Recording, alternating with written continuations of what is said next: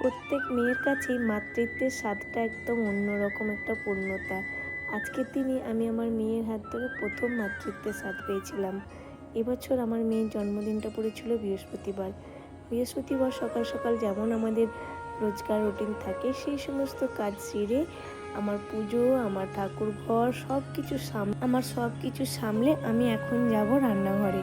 আর এবারে যেহেতু আমাদের মেয়ের জন্মদিন বৃহস্পতিবার পড়েছে, তাই সকাল সকাল আমার মেয়ের মনটা একটু খারাপ হয়ে যায়। বৃহস্পতিবার মানেই তো নিরামিষ রান্না, আমার জন্মদিন কিভাবে স্পেশাল হবে। তাই ওকে বললাম, তুমি যেটা খেতে চাইছো বলো, আমি সেটাই রান্না করব।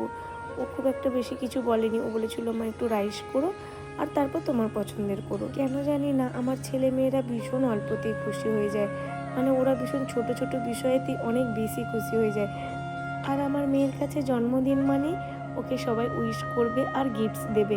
গিফটস মানে সবসময় হয় না যে গিফটস মানে অনেক কিছু, সেরকম কিছু না। ওর কাছে গিফটস মানে ওর পড়াশোনার যে সমস্ত সামগ্রিক সেগুলো, আর যদি ওকে ড্রয়িংয়ের সমস্ত টুলস কিনে দেওয়া হয়, বাস ও অতিই খুশি।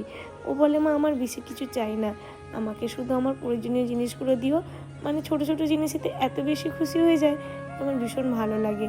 সব কিছু জিনিস বোঝে এবং বুঝে জিনিস নেয়, যে যেটা প্রয়োজন সেটা, তার থেকে বেশি কিছু নেব না। আমি যখন ওকে বললাম মানা তোমার কি চাই এবারে জন্মদিনে, বলে মা আমাকে একটা ব্রাশ সেট কিনে দিও, আমার ড্রয়িংয়ে যে সমস্ত ব্রাশগুলো প্রয়োজন সেগুলোই। মানে এই যে ছোটো ছোটো বিষয়ে ও এত বেশি খুশি হয়ে যায়। আবার বলছে মা সামনেই তো ভাইয়েরও জন্মদিন, তুমি আমাকে বেশি কিছু দিও না, ভাইকেও দিও, আর আমাকে যা দেবে সেগুলো ভাইকেও দেবে, না হলে তো আবার ভাই মন খারাপ করবে।